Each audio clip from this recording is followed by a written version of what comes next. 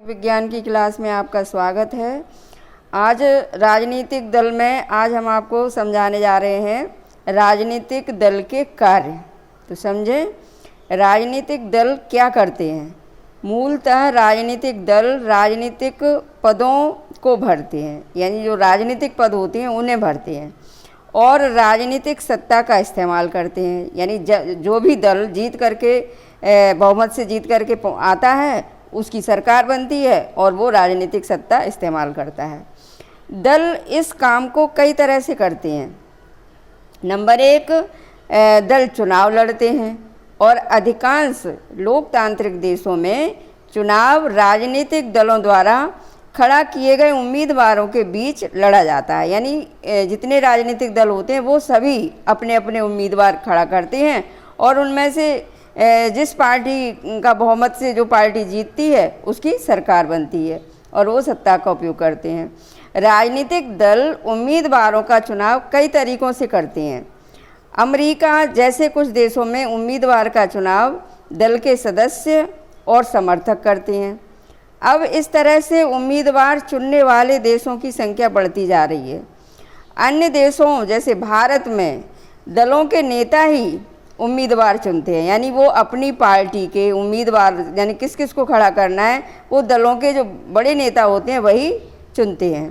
दूसरा, दल अलग अलग नीतियों और कार्यक्रमों को मतदाताओं के सामने रखते हैं, यानी जिनसे वोट लेना है उनके सामने अलग अलग दल जो है अपनी नीतियों और कार्यक्रमों को रखते हैं और मतदाता अपनी पसंद की नीतियाँ और कार्यक्रम चुनते हैं और उन्हीं को वो वोट देते हैं। देश के लिए कौन सी नीतियाँ ठीक हैं इस बारे में हम में से सभी की राय अलग अलग हो सकती है। मतलब किसी को कोई नीतियाँ पसंद आएंगी और किसी को कोई नीतियाँ पसंद आएंगी देश के लिए। पर कोई भी सरकार इतने अलग अलग विचारों को एक साथ लेकर नहीं चल सकती। लोकतंत्र में समान या मिलते जुलते विचारों को एक साथ लेना होता है, यानी समान अगर पूर्ण रूप से समान ना हो तो मिलते जुलते, ताकि सरकार की नीतियों को एक दिशा दी जा सके। पार्टियां यही काम करती हैं। पार्टियां तरह तरह के विचारों को कुछ बुनियादी राय तक समेट लाती हैं, यानी जो बुनियादी मुद्दे होते हैं उन पर फिर वो काम करती हैं, उन पर उनकी नीतियां चलती हैं जिनका वे समर्थन करती हैं। सरकार प्रायः शासक दल की राय के अनुरूप अपनी नीतियां तय करती है।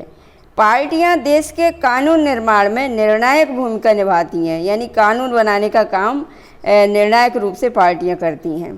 कानूनों पर औपचारिक बहस होती है और उन्हें विधायिका में पास करवाना पड़ता है, लेकिन विधायिका के अधिकतर सदस्य किसी न किसी दल के सदस्य होते हैं और इस कारण वे अपने दल के नेता के निर्देश पर फैसला करते हैं। अगला है, दल ही सरकार बनाते हैं और चलाते हैं। हमने पिछले साल पढ़ा था कि नीतियों और बड़े फैसलों के मामले में निर्णय राजनेता ही लेते हैं और ये नेता विभिन्न दलों के होते हैं। पार्टियां नेता चुनती हैं, उनको प्रशिक्षित करती हैं और फिर पार्टी के सिद्धांतों और कार्यक्रम के अनुसार फैसले करने के लिए उन्हें मंत्री बनाती हैं ताकि वे पार्टी की इच्छा के अनुसार सरकार चला सकें। अगला है, चुनाव हारने वाले दल शासक दल के विरोधी पक्ष की भूमिका निभाते हैं, यानी जो बहुमत से जीतता है वो शासक दल कहलाता है और जो बहुमत से नहीं जीत पाता वो विरोधी पक्ष में बैठता है। सरकार की गलत नीतियों और असफलताओं की आलोचना, ये जो विरोध में जो बैठते हैं वो सरकार की गलत नीतियों और असफलताओं की आलोचना करने के साथ वह अपनी अलग राय भी रखते हैं कि इस तरह से काम करना चाहिए सरकार को। विपक्षी दल सरकार के खिलाफ आम जनता को भी गोलबंद करते हैं। जनमत निर्माण में दल महत्वपूर्ण भूमिका निभाते हैं, यानी जनता का मत, जनता के विचार तैयार करने में दल जो है महत्वपूर्ण भूमिका निभाते हैं। वे मुद्दों को उठाते हैं और उन पर बहस करते हैं। विभिन्न दलों के लाखों कार्यकर्ता देश भर में बिखरे होते हैं। समाज के विभिन्न वर्गों में उनके मित्र, संगठन या दबाव समूह भी काम करते रहते हैं। दल कई दफ़े लोगों की समस्याओं को लेकर आंदोलन भी करते हैं। अक्सर विभिन्न दलों द्वारा रखी जाने वाली राय के इर्द गिर्द ही समाज के लोगों की राय बनती है। दल ही सरकारी मशीनरी और सरकार द्वारा चलाए जाने वाले कल्याण कार्यक्रमों तक लोगों की पहुंच बनाते हैं। एक साधारण नागरिक के लिए किसी सरकारी अधिकारी की तुलना में किसी राजनीतिक कार्यकर्ता से जान पहचान बनाना, उससे संपर्क साधना आसान होता है। इसी कारण लोग दलों पर पूरा विश्वास न करते हुए भी उन्हें अपने करीब मानते हैं।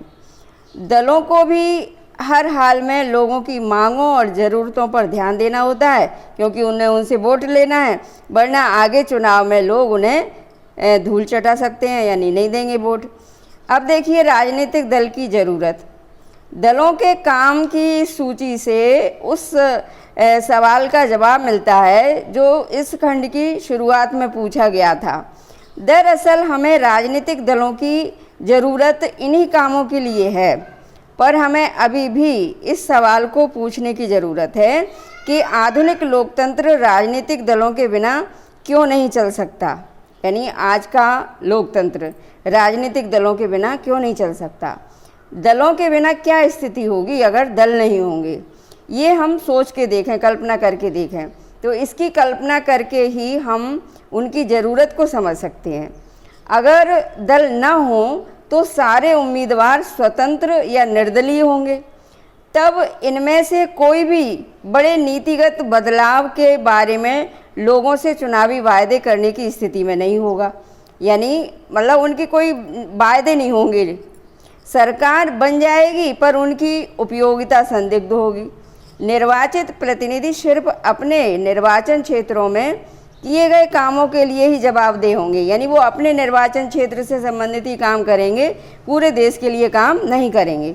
लेकिन देश कैसे चले इसके लिए कोई उत्तरदायी नहीं होगा। हम गैर दलीय आधार पर होने वाले पंचायत चुनावों का उदाहरण सामने रखकर इस बात की परख कर सकते हैं। हालांकि इन चुनावों में दल औपचारिक रूप से अपने उम्मीदवार नहीं खड़े करते, लेकिन हम पाते हैं कि चुनाव के अवसर पर पूरा गांव कई खेमों में बट जाता है। यानी छोटे चुनाव में भी, पंचायत के चुनाव में भी पूरा गांव जो है कई खेमों में बट जाता है, और हर खेमा सभी पदों के लिए अपने उम्मीदवारों का पैनल उतारता है। और राजनीतिक दल भी ठीक यही काम करते हैं। यही कारण है कि हमें दुनिया के लगभग सभी देशों में राजनीतिक दल नज़र आते हैं, चाहे वह देश बड़ा हो या छोटा, नया हो या पुराना, विकसित हो या विकासशील। राजनीतिक दलों का उदय प्रतिनिधित्व पर आधारित लोकतांत्रिक व्यवस्था के उभार के साथ जुड़ा है। यानी प्रतिनिधि जो चुने जाते हैं वो शासन करते हैं, सरकार बनाते हैं। हम पढ़ चुके हैं कि बड़े समाजों के लिए प्रतिनिधित्व आधारित लोकतंत्र की ज़रूरत होती है। जब समाज बड़े और जटिल हो जाते हैं, यानी प्रतिनिधि की क्यों ज़रूरत है, सबको संभाल करके चले। जब वो बड़े हो जाते हैं समाज, तब उसके लिए प्रतिनिधि की ज़रूरत होती है। तब उन्हें विभिन्न मुद्दों पर अलग अलग विचारों को समेटने और सरकार की नज़र में लाने के लिए कोई माध्यम चाहिए होता है कि वो अपने क्षेत्र के सभी समस्याओं को, सभी विचारों को सरकार तक पहुंचाने का काम करे। और इस तरह से ये एजेंसी के रूप में काम करते हैं राजनीतिक दल, और विभिन्न जगहों से आए प्रतिनिधियों को साथ करने की ज़रूरत होती है ताकि एक जिम्मेवार सरकार का गठन हो सके। उन्हें सरकार का समर्थन करने या उस पर अंकुश रखने, नीतियां बनवाने और नीतियों का समर्थन अथवा विरोध करने के लिए उपकरणों की ज़रूरत होती है। और प्रत्येक प्रतिनिधि सरकार की ऐसी जो भी ज़रूरतें होती हैं, राजनीतिक दल उनको पूरा करते हैं। और इस तरह हम कह सकते हैं कि राजनीतिक दल लोकतंत्र की एक अनिवार्य शर्त है, ज़रूरत है। अब देखिए क्या समझा क्या जाना। इसमें देखें आप, राजनीतिक दलों की गतिविधियां दर्शाने वाली इन तस्वीरों का वर्गीकरण करके देखें। ऊपर बताई गई गतिविधियों संबंधित अपने इलाके के कोई तस्वीर या खबर की कतरन ढूंढ सकते हैं आप लोग। तो इस तरह से इन तस्वीरों में समझ में आ रहा है कि कैसे लोग मांग करते हैं, कैसे विरोध करते हैं। बच्चों, आज की क्लास यहीं समाप्त होती है। धन्यवाद।